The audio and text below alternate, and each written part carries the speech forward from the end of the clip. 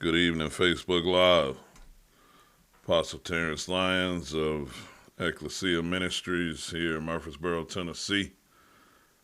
Coming to you again on the night, bringing you tonight's Bible study. Pray that everybody's had a good week thus far. We're going to get a couple of things going here and be ready to rock and roll. Know that there has been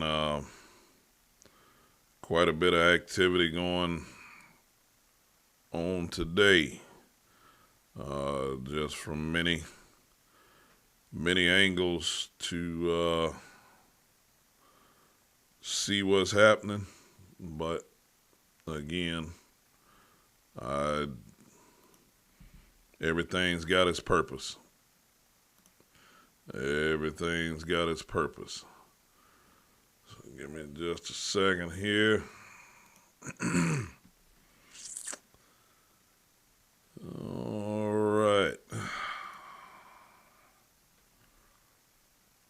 So here. All right.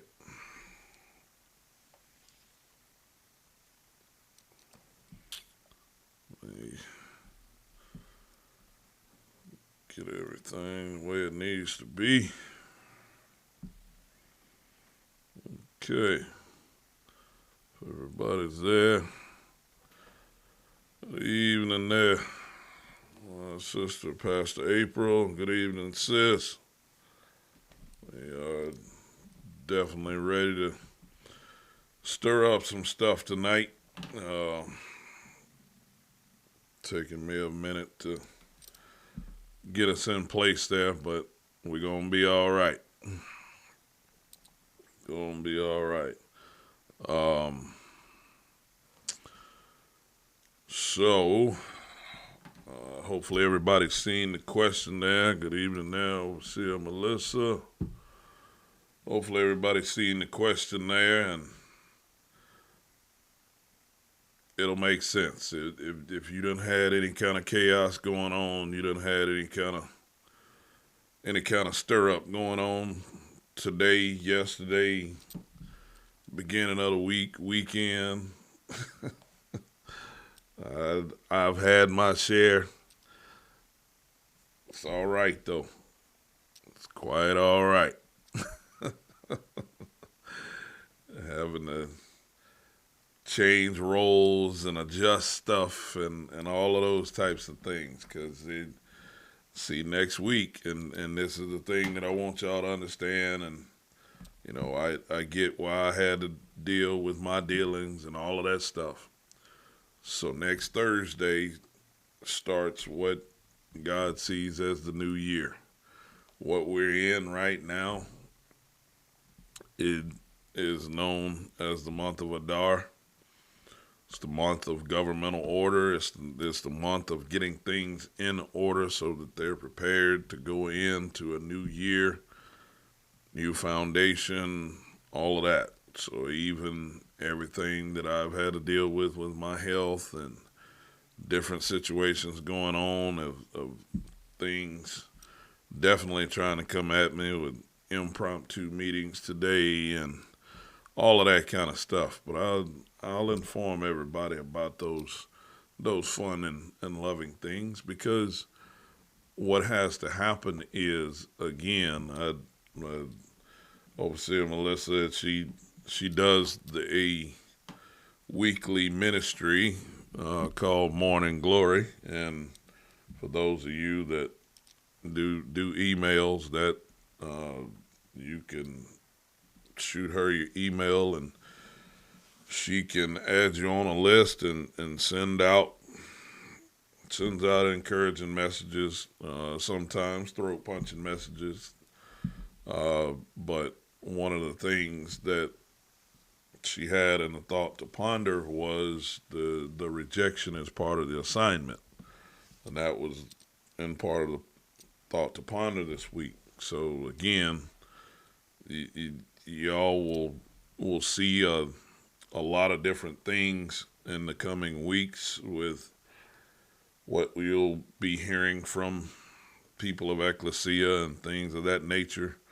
But what I want you to understand about how things are happening right now. So whether you're rejected, whether things are getting on your nerves, whether things are challenging you, whether you're having to rebuild, whether you're having to rethink, whether you're having to restructure, whatever might be going on, the thing that I want y'all to understand is it's getting you in the order that you need to be in for the next leg of the race. And trust you me, you definitely need to be in order for what is coming in this next leg of the race. Because to understand, you know, why so many different things are happening the way that they're happening, God is trying to show everybody how to actually establish consistency out of chaos. Now, this is very important for you to understand because, again, it'd be nice if we got to always pick our standards from things that are nicely put together and nicely arranged and you know, just rainbows and sunshine for everything. That would be nice. That would be nice, but that ain't reality. Because again, when Jesus is telling you stuff like, in this world you shall have tribulation, but be of good cheer. I have overcome the world. When we've got these different things that are happening, good evening there, Prophetess Tanisha. Whenever you've got these things happening that are seemingly chaotic, that are seemingly, you know, disruptive, all of those things, when you've got those things going on, the thing that I want you to get and the thing that I want you to understand is that it is exactly right there that God is wanting you to utilize what he's given you. And this is why I want you to get this, because I'm going to try to do right the best I can tonight. It probably ain't going to last. It's probably not. Because if I don't understand anything else about today, today was a shift.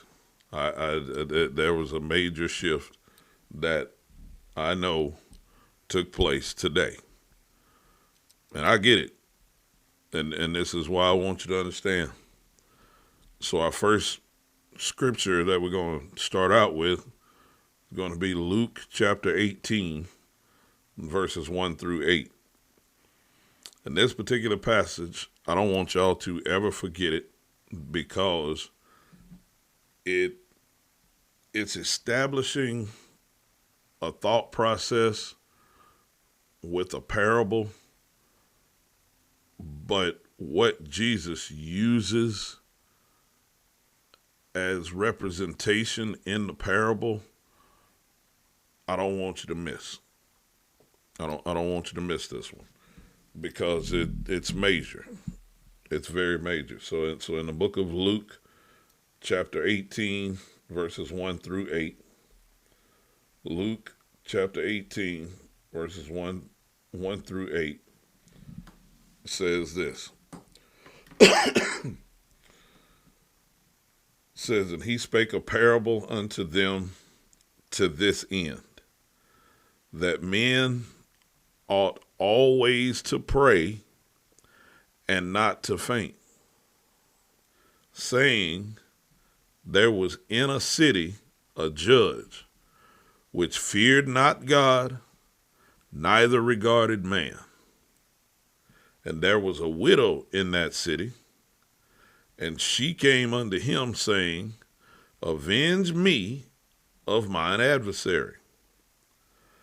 And he would not for a while, but afterward he said within himself, though I fear not God, nor regard man, yet because this widow troubleth me, I will avenge her, lest by her continual coming she weary me. And the Lord said, hear what the unjust judge saith. And shall not God avenge his own elect, which cry day and night unto him, though he bear long with them? I tell you that he will avenge them speedily. Nevertheless, when the Son of Man cometh, shall he find faith on the earth? Let me take one of my rationing sips here. I'm still on the restriction, the liquid restriction, but we're going to be all right. We're going to make it. I want you to understand a couple of things, and I want to clarify about parables again, because, again, a lot of people think that parables are to help you understand quicker. That is not what parables are for. Parables are actually for keeping you at bay until you've got the right heart to understand what's being looked at. So the parable itself is not going to always convey a good representation of all of your parts involved. For instance, our God that we serve ain't nothing unjust about him. Nothing. So he's not no unjust judge. Now, sometimes it looks like it and feels like it, because it's like, dang, Lord, how long you going to let me stay in this? How long you going to let this problem go on? How long you going to let them get away with what they're getting away with? How long you going to let this be this way? It appears like sometimes that God might be unjust, but he ain't unjust. Our God, our Father, he's not unjust, period. No way, shape, form, or fashion. That ain't the case.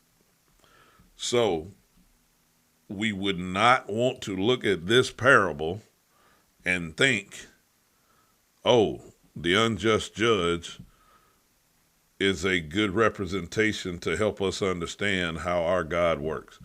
No, that ain't what this is. So that's why I wanted to clarify what parables are actually for, so that nobody's thinking that these are equivalencies of what happens. But the information, once you get the right heart about it, you'll be able to look at it, see how God would be in a position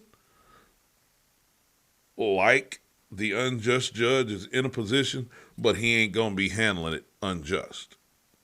So I hope I cleared that up, and just to help you understand what parables are actually for.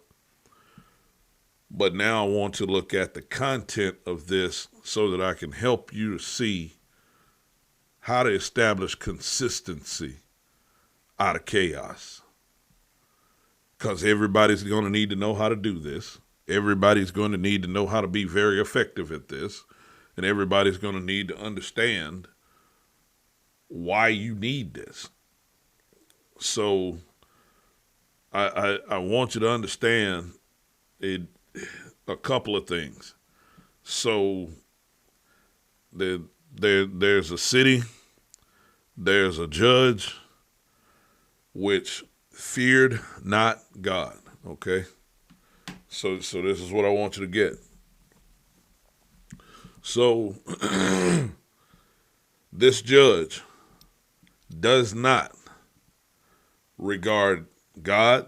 So he's basically got no moral compass that he's functioning by, nor is he regarding man.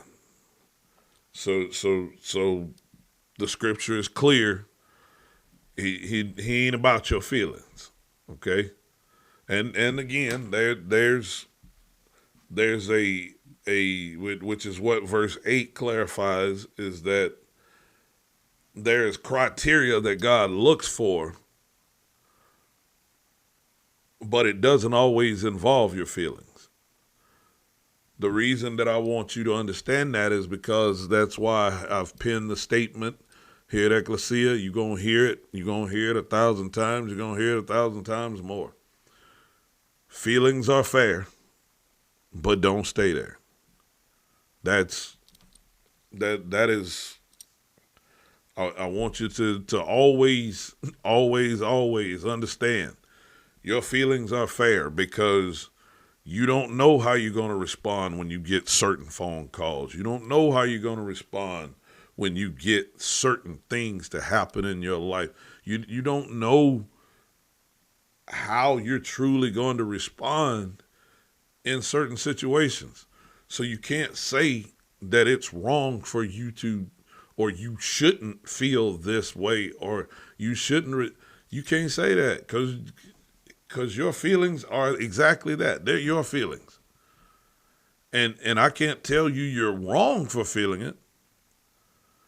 Now, I can say that there's a duration of time that eventually you should be able to get beyond it. I can't say how quick, because again, I don't know how certain things will impact you once they happen to you, once you get the phone call, once you have the death of a loved one that's close to you. I can't tell you it's wrong for you to feel what you feel. Again, life is still going to have to go on, but it don't have to be in that very instant. It don't need to be on anybody's timetable. Watch this, but your healed one. Oh, lions, tell them something. Tell them something. See, your feelings have to be healed before they can help you. So if you try to move on too quick, or you try to ignore them, or you try to be like somebody else, or be what somebody else says you should be feeling, then you're going to have a problem, and you're going to have feelings that aren't healed, and that's going to keep causing you issues in life. So at that point, no, you ain't going to be able to establish no consistency out of chaos other than having a consistently chaotic life. And that ain't what I'm helping you build tonight. When I'm talking about the consistency that you're building is a solid, helpful consistency that is going to come from chaos and turmoil that shakes everybody else but builds you. And see, this is what I want you to get, because the scripture says there's a widow. She's a widow. Doesn't tell us how she's a widow. Doesn't tell us what circumstances she's a widow. Doesn't tell us any of those details. But it shows us some principles that I want to make sure that you get tonight that begin to establish an understanding of how to establish consistency out of chaos.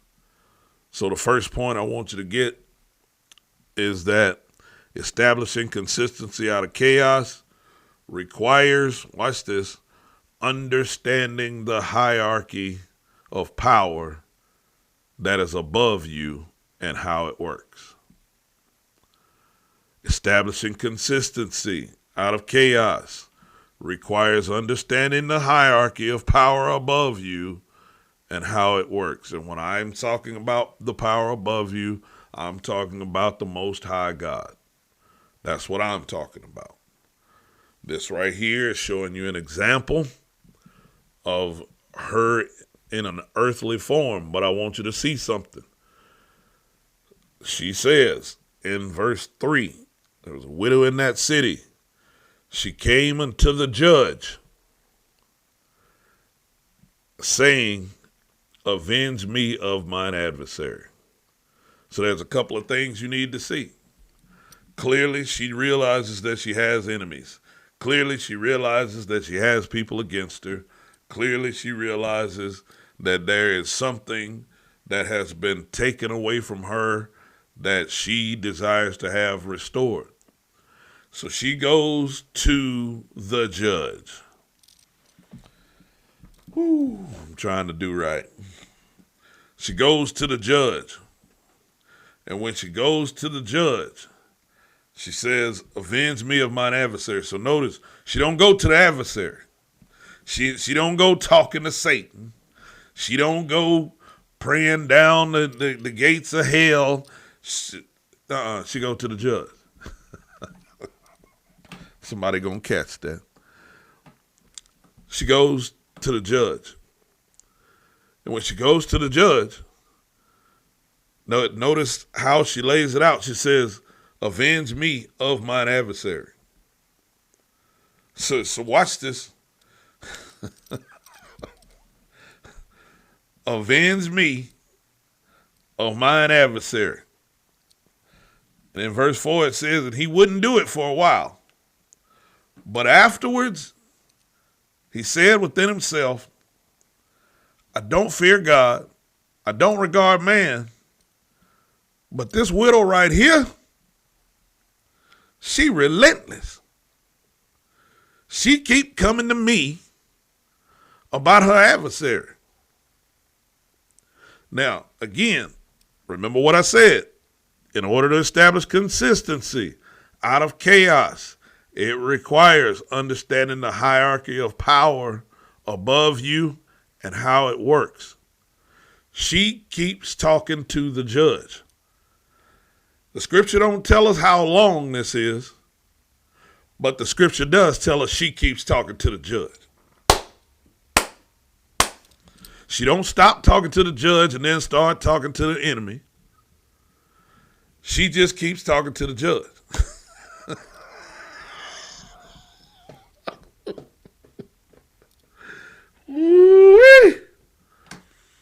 She keeps talking to the judge.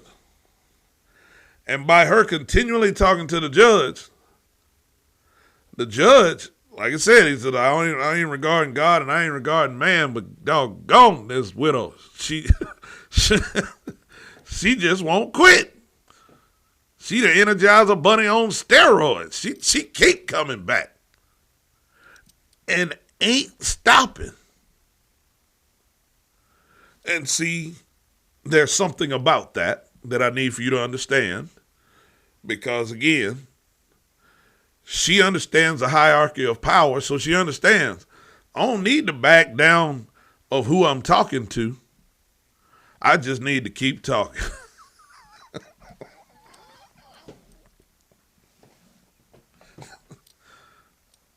I just need to keep talking. I just need to consistently keep going back to where I know, watch this, where the power is. I got to keep going back to where I know the power is. And see, that's what you need to do. You need to keep going back to where you know the power is. See, the key is, because this is what I want you to understand something in this instance right here. In verse 4, when it says he would not for a while, again, it doesn't tell us how long a while is. It says, but afterward, he said within himself, though I fear not God, nor regard man, yet because this widow troubleth me, I will avenge her. Which now says, I know who her adversary is. The judge knows who her adversary is. So at some point in here, and some point in her conversation, she's made known to the judge who her adversary is. See, and sometimes God's trying to make sure that you understand who you need to direct your power to. He heard you talking to the enemy. He heard you addressing the enemy. It's like, okay. But do you understand the hierarchy? Do you understand how this really works? Because in order to get the enemy to turn around, you got to please who controls your enemy. Because when a man's ways please the Lord, he'll make his enemies be at peace with him. It's Proverbs 16. So what I need for you to understand is this widow understands the hierarchy. So she keeps going to the judge and says, hey, avenge me of my adversary, avenge me of my adversary, avenge me of my adversary, avenge me of my adversary, avenge me of my adversary, avenge me of my adversary, avenge me of my adversary. Hey, oh, by the way, avenge me of my adversary, avenge me of my adversary, avenge me of my adversary. And I want you to understand what this judge is saying, because this is what I don't think a lot of you understand about what the judge is actually saying. So I'm going to make it crystal clear. Watch what happens. It says, yet because this widow troubleth me, I will avenge her, watch this, lest by her, lest by her consistency, her continual coming, she weary me. Whoa, time out. So what you're saying is her actions of consistency, if she keeps doing what she's doing, it's going to keep you from being able to do what you normally do. Oh, my goodness, my goodness, my goodness. See, the judge understands she's clearly showing she ain't finna stop. She gonna keep asking, and she keeps coming to me. She ain't thinking about going after the adversary herself. She's only thinking about coming to me for me to avenge her. Why is that, I wonder? Because the blessing of the Lord, it maketh rich, and it has no sorrow with it.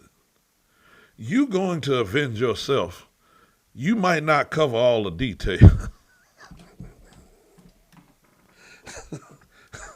And if you don't cover all the details, there's subject to be something to come back and bite you later.